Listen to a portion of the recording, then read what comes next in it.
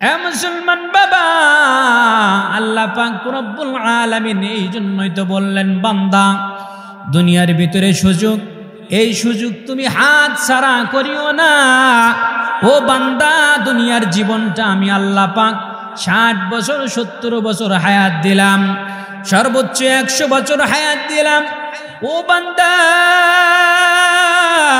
তুমি যদি এই সময়ের ভিতরে যদি নেককার মানুষ না হতে পারো, খাঁটি মুসলমান না হতে পারো, ও বান্দা, তোমার কাছে আজরাইল মালাকুল মউত আসার পরে কিন্তু আজরাইল কিন্তু এই কথা বলবে না যে ও আল্লাহর বান্দা, আজকে তোমার জান কবজ করব না, আমি আগামী বছর 25 সালে আসবো, এই কথা বলবে। জোরে কন্যা ভাই বলবে। এই জন্য আল্লাহ পাক বললেন, বান্দা তুমি খাঁটি মুসলমান না হয়ে বান্দা অন্ধকার কবরে আসিও না। তার কারণ হলো অন্ধকার কবর কারো জন্য কিন্তু ফুলের বিছানা হবে, জান্নাতের বাগান হবে, আবার কারো জন্য হবে জাহান্নামের গর্ত।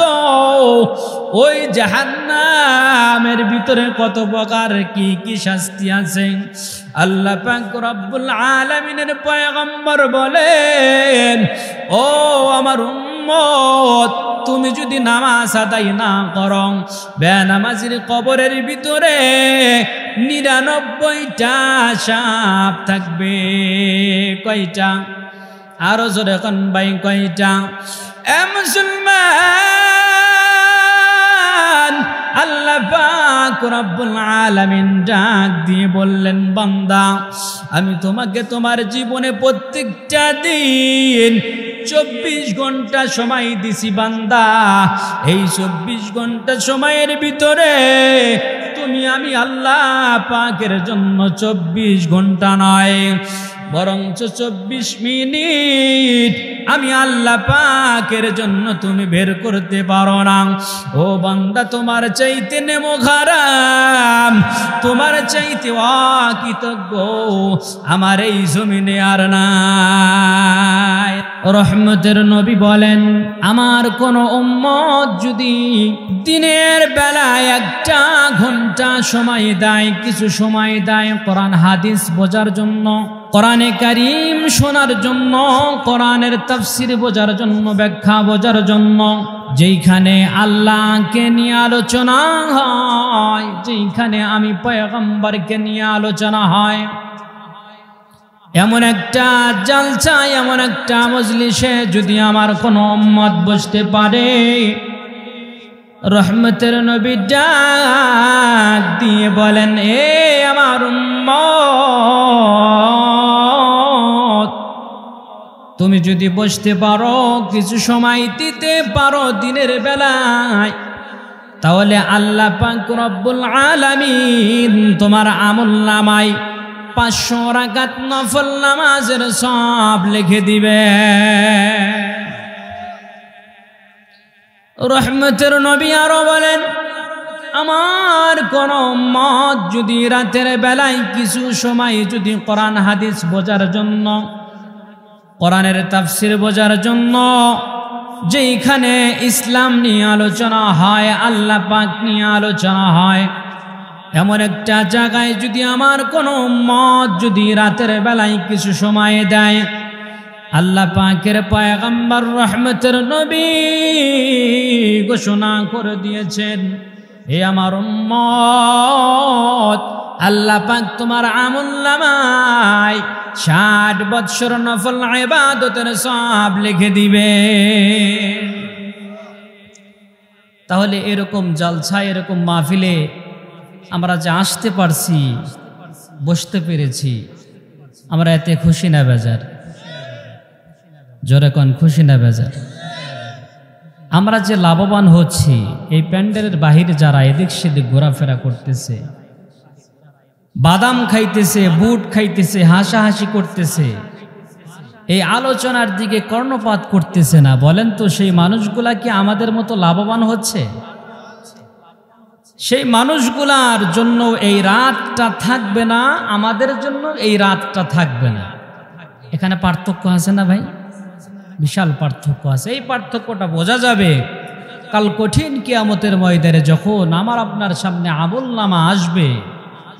আমার আপনাকে আল্লাহ পাক যখন বিভিন্ন নেক আমলের আমলনামা দিবেন, বিভিন্ন গুনাহের আমলনামা দিবেন, আল্লাহ পাক যখন বিচার করবেন তখন এই জিনিসটা বুঝে আসবে। তখন এমন আফসোস করব, আফসোস করতে করতে হাতের আঙ্গুল কামড়াইতে কামড়াইতে এরকম হাতের আঙ্গুলটা কামড়াইতে কামড়াইতে হাতের আঙ্গুলের অবস্থা খারাপ হয়ে যাবে। এমন একটা কঠিন সময় আসবে। তো আমি আপনাদের সম্মুখে আল্লাহ পাকের কোরআন থেকে একটি আয়াতে কারিমা তেলাওয়াত করেছি। যে আয়াতে কারিমার মধ্যে আল্লাহ পাক দুইটা পয়েন্টের কথা বলছেন। কয়টা পয়েন্ট আমার ভাইয়েরা বলেন, কয়টা পয়েন্ট? আমার সাথে আপনাদেরও কথা বলতে হবে। আপনারা যদি কাউন্টার না দেন আমি বুঝবো না যে আপনারা আমার আলোচনা বুঝতেছেন। আমি বক্তা জামালপুর থেকে আসছি, আপনারা ভাবতেছেন যা চিল্লানের দরকার বক্তাই চিল্লাক। আজকে আমরা চুপ করে বসে থাকি। হ্যাঁ না, যেখানে সুবহান আল্লাহ, আলহামদুলিল্লাহ, আল্লাহু আকবার, ঠিক বেঠিক, হ্যাঁ না, যেখানে যা দরকার বলতে রাজি আছেন তো? যেরকম আছেন তো রাজি? একবার তাকবীর দেওয়া যাবে হাত জাগায়া? লিল্লাহে তাকবীর, লিল্লাহে তাকবীর। আল কোরআনের আলো, আল হাদিসের আলো, লিল্লাহে তাকবীর। আল্লাহ পাক রব্বুল আলামিন এই আয়াতে কারিমার মধ্যে দুইটা পয়েন্টের কথা বলছেন। আল্লাহ পাক বলেন, ইয়া আইয়ুহাল্লাযীনা আমানুত্তাকুল্লাহ।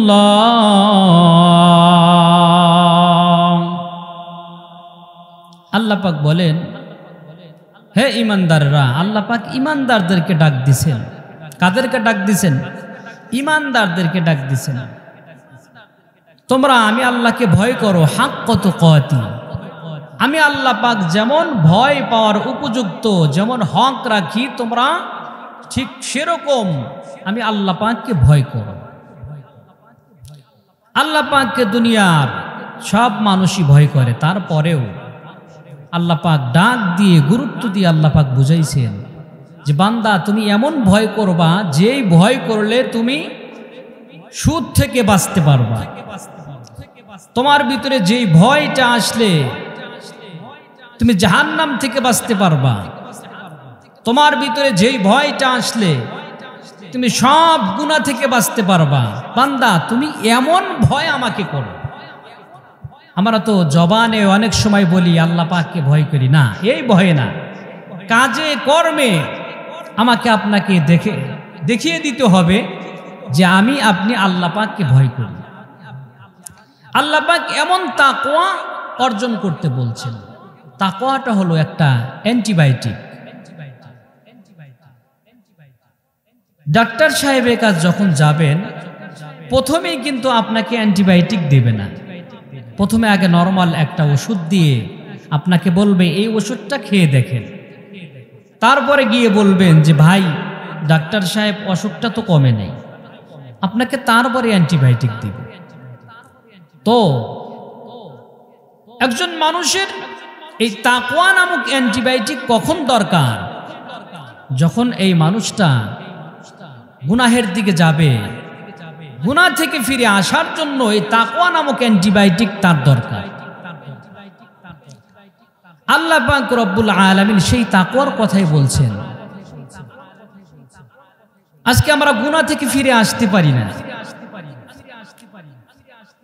দুনিয়ার ভিতরে খেয়াল করে দেখবেন একটা অফিসে যখন সিসি ক্যামেরা থাকে, এই সিসি ক্যামেরার নিচে বসে থেকে কোন অফিসার কিন্তু দুর্নীতি করতে পারবে না। কোন অফিসার কাজে ফাঁকি দিতে পারবে না। পারবে? ঠিক তেমনি ভাবে আমার আপনার আল্লাহ পাক রব্বুল আলামিন আমার আপনার কাঁধে দুইটা সিসি ক্যামেরা ফিট করে দিয়েছেন, ডান কাঁধে আর বাম কাঁধে। আল্লাহ পাক বলেন কিরামান কাতিবিনা ইয়া'লামুনা মা তাফআলুন।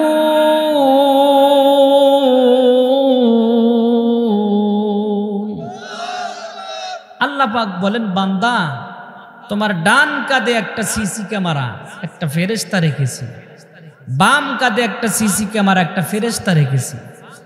বান্দা তুমি নেক আমল, কিঞ্চিত পরিমাণ নেক আমল করলে ডান কাঁধের ফেরেশতা লিপিবদ্ধ করে রাখবে, যারা পরিমাণ বদ আমল করলে বান্দা এই বাম কাঁধের ফেরেশতা লিপিবদ্ধ করে রাখবে। এই সিসি ক্যামেরা ফাঁকি দেওয়ার মতো সুযোগ তোমার নাই।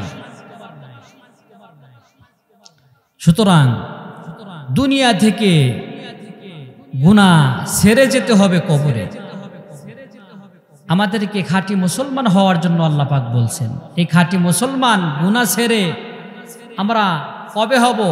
আজকেই হব না 2-1 মাস দেরি আছে? কথা বলেন না, আজকেই হব না 2-1 মাস দেরি আছে?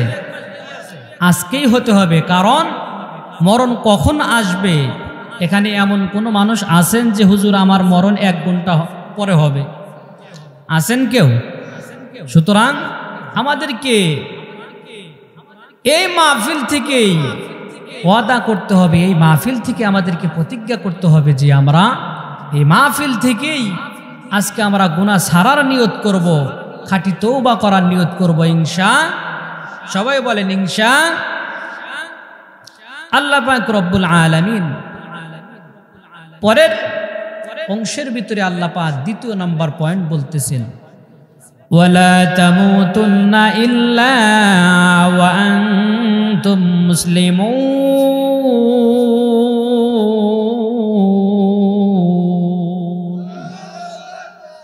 আল্লাহ পাক পরের এই শব্দের ভিতরেই বলতেছেন, সাবধান তোমরা খাঁটি মুসলমান না হয়ে মৃত্যুবরণ করিও না। আল্লাহ পাক তাকওয়া অর্জন করতে বলছেন এবং খাঁটি মুসলমান না হয়ে মৃত্যুবরণ করতে নিষেধ করছেন। খাঁটি মুসলমান আমরা কিভাবে হব? আল্লাহ পাক বলেন, ইয়া আইয়ুহাল্লাযীনা আমানুত্তাকুল্লাহ ওয়া কুনু মা'আস সাদিকিন।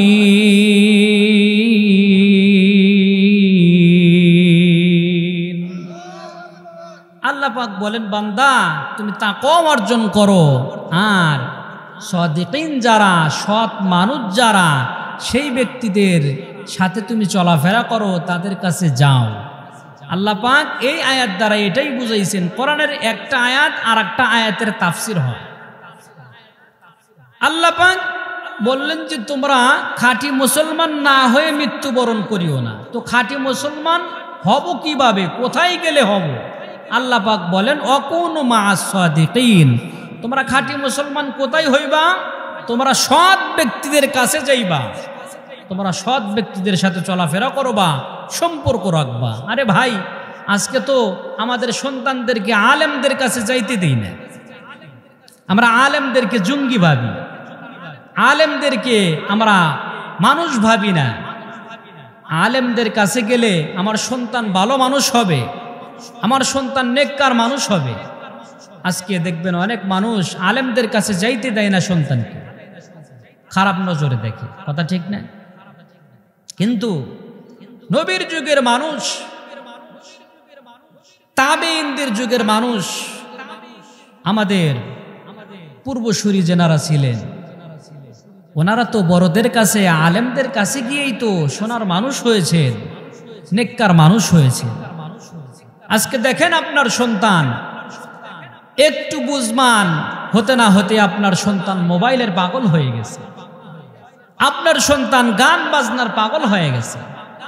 কিন্তু আপনি আপনার সন্তানকে একবারও বলেন না, বাবা তুমি অমুক হুজুরের কাছে যাও, বা আপনি একবার কোনোদিন বলেন নাই, হুজুর আমার সন্তান অমুক টাইমে অমুক সময়ে আপনার কাছে আসবে, আপনি একটু আমার সন্তানকে একটু 2টা কথা বলে বুঝ দিবেন, একটু নেকির কথা বলবেন, ভালো কথা বলবেন, আমার সন্তানকে একটু ভালো বানায় দেন।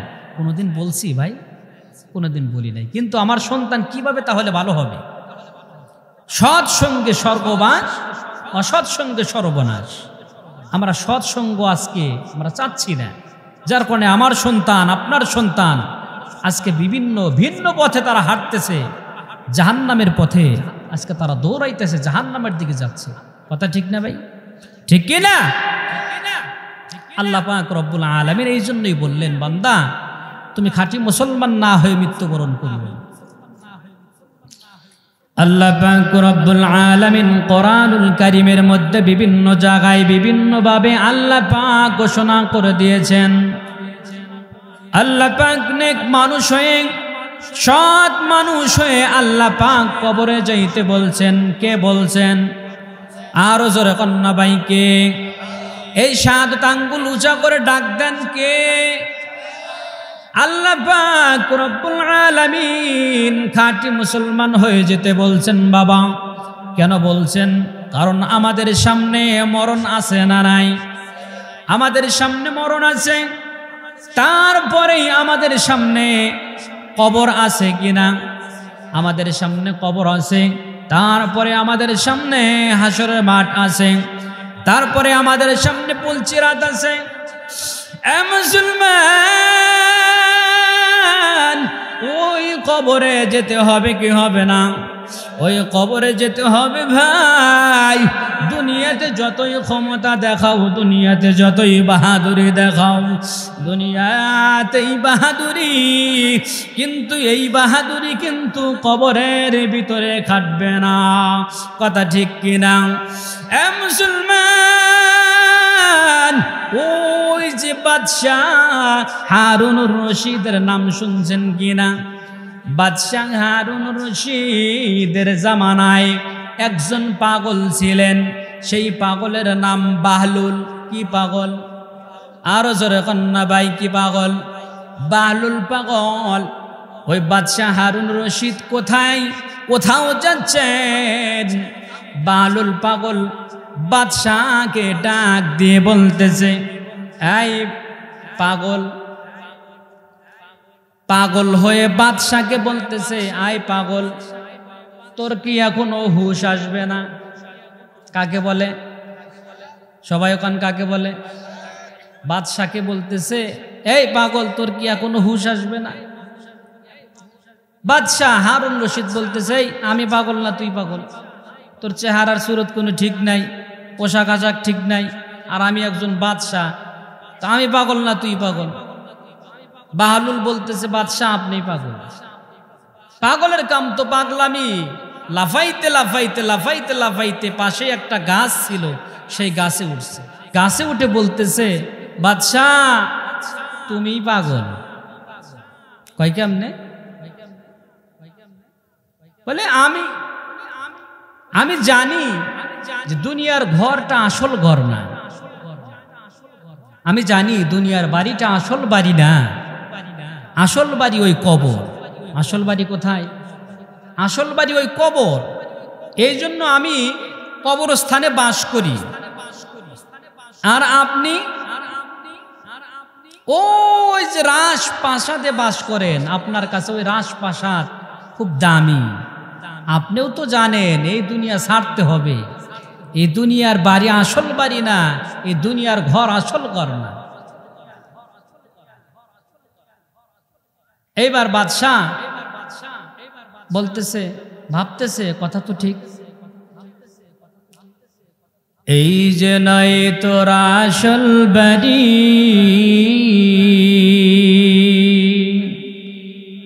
কবর যে তোর আসল ঠিকানা। ও তুই এই দুনিয়ার মায়ায় পড়ে করছো কত বাহানা।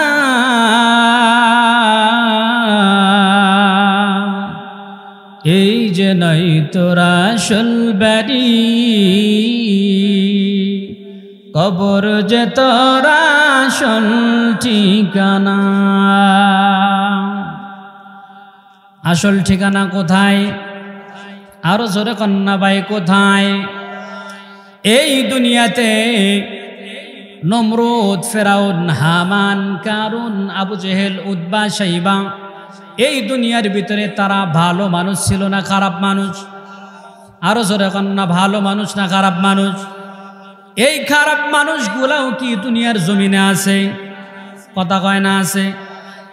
পক্ষান্তরে দেখেন হযরতে আদম আলাইহিস সালাতু ওয়াস সালাম, হযরতে নূহ আলাইহিস সালাতু ওয়াস সালাম, হযরতে ইব্রাহিম আলাইহিস সালাতু ওয়াস সালাম, হযরতে মূসা আলাইহিস সালাতু ওয়াস সালাম, হযরতে ঈসা আলাইহিস সালাতু ওয়াস সালাম, হযরতে জনাব মুহাম্মদুর রাসূলুল্লাহ সাল্লাল্লাহু আলাইহি ওয়াসাল্লাম, এই মানুষগুলা দুনিয়াতে ভালো ছিল না খারাপ ছিল? এই ভালো মানুষগুলাও কি দুনিয়াতে আছে? তার মানে খারাপ মানুষও দুনিয়া থেকে চলে গেছে, ভালো মানুষগুলাও দুনিয়াতে চলে গেছে। তার মানে হলো এই দুনিয়াতে, এই দুনিয়াটা থাকার জায়গা না। কথা ঠিক না? এই দুনিয়াটা থাকার জায়গা না। বাদশাহ হারুন রশিদ এইবার ঘোড়া থেকে লাফ দিয়ে নেমে ওই বাহলুল পাগলের হাত ধরছে। এই বাহলুল, তুমি তো বড় ভালো কথা জানো, তুমি তো পাগল না, আমরাই তোমাকে পাগল জানছি, পাগল বুঝছি। আসলেই তুমি তো পাগল না, আসল পাগল তো আমি। সুবহানাল্লাহ। আসল পাগল তো আমি। এই বাহলুল, তুমি আমাকে আরো কিছু নসিহত করো, আরো কিছু উপদেশ দাও। বাহলুল বলে, ও বাদশাহ, আপনি তো আল্লাহ পাকের কোরআন জানেন। এই কোরআনের ভিতরে তো আল্লাহ পাক অসংখ্য অগণিত আয়াতে আল্লাহ পাক ওয়াজ করেছেন, নসিহত করেছেন। আপনি এই কোরআন জানার পরেও তো আমি বাহলুল পাগলের নসিহত আপনার প্রয়োজন হয় না। তারপরে ওই বাদশাহ হারুন রশিদ বলতেছেন, এই বাহলুল, তুমি আমার কাছে আজকে কি চাও বলো, আমি তোমাকে, তুমি যা চাইবা তাই দেব তোমাকে। বাহলুল বলতেছে, ও বাদশাহ নামদার, আমি আপনার কাছে কয়েকটা জিনিস আবদার করি। আপনার তো বড় ক্ষমতা, আপনার তো বড় টাকা, বড় অঙ্কের টাকা আছে, আপনার অনেক ধন সম্পদ, আপনার সৈন্যবাহিনীর অভাব নাই। এ মুসলমান বাবা, আপনাদের দেখুন তো মনটা নরম করে এক ফোঁটা দুই ফোঁটা চোখের পানি ফালানো যায় কিনা? এ বাবা, আপনার আমার চোখের পানির বড় দাম। ওই যে আল্লাহ পাকের পয়গম্বর ঘোষণা করে দিয়েছেন, কাল কঠিন কিয়ামতের ময়দান আল্লাহ পাক এমন অন্ধকার বানায়া দেবেন, যেই অন্ধকারের ভিতরে বাবা আপনার সাথে এই মাথা আছে কিনা দেখা যাবে না। এমন ভীষণ অন্ধকার হয়ে যাবে। আল্লাহ পাকের পয়গম্বর বলেন, ওই অন্ধকারের ভিতরে আয় আমার উম্মত, ওই অন্ধকারের ভিতরে তোমাদের ওযুর অঙ্গগুলো আল্লাহ পাক লাইট বানায়া দেবে। ওযু করা দরকার আছে না নাই? এ মুসলমান, প্রতিদিন 5 বার ওযু করবেন না বছরে 2 বার ওযু করবেন? প্রতিদিন 5 বার ওযু করতে হবে বাবা। দুনিয়ার ভিতরে এমন মানুষ আছে যেই মানুষগুলা সপ্তাহে 1 বার ওযু করে, আছে কিনা? কথা বোঝেন না মনে হয়। সপ্তাহে 1 দিন ওযু করে। আবার এমনও মানুষ আছে যেই মানুষগুলা বছরে 2 বার ওযু করে, এমনও মানুষ আছে। কিন্তু বাবা এই যে ঠান্ডা পানি দিয়ে যদি ওযু করা যায়, আমার আল্লাহ পাকের কাছে বড় দাম। আমার আল্লাহ পাকের পয়গম্বর এই জন্যই তো বলেছেন, আমার উম্মত তুমি ওযু করো, ওযু যত বেশি করবা তোমার এই লাইটটা তত বেশি আলো দিবে। আল্লাহু আকবার বলেন। এ মুসলমান, এ সিরাজগঞ্জের মুসলমান, আল্লাহ পাকের পয়গম্বর বলেন, হে আমার উম্মত, আল্লাহ পাক রব্বুল আলামিন ওই যে জান্নাতীদেরকে বিচার করে জান্নাতে দিয়ে দিবেন, জান্নাতে চলে যাবেন। এইবার শুরু হবে জাহান্নামীদের পালা। আল্লাহ পাকের পয়গম্বর বলেন, 1 নম্বরের ইমানদার যারা হবে, ওই যে 30,000 বছরের রাস্তা পুলসিরাত, ওটা চোখের পলকে পার হয়ে আল্লাহর তৈরি জান্নাতে চলে যাবে। 2 নম্বরের ইমানদার যারা হবে, দৌড় দিয়ে ওই 30,000 বছর রাস্তা পুলসিরাত পার হয়ে যাবে।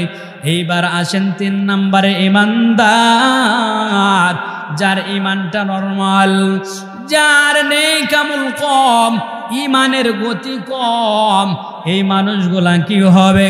ওই পুলসিরাতের মাঝখানে গিয়ে আটকা পড়ে যাবে, সামনেও যেতে পারবে না, পিছনেও আসতে পারবে না। এই মানুষগুলো ওই পুলসিরাতের উপরে আটকা পড়ে যাবে জাহান্নাম পর্যন্ত। এই ইমানদার ব্যক্তির জন্য দোয়া করবে, আল্লাহ গো,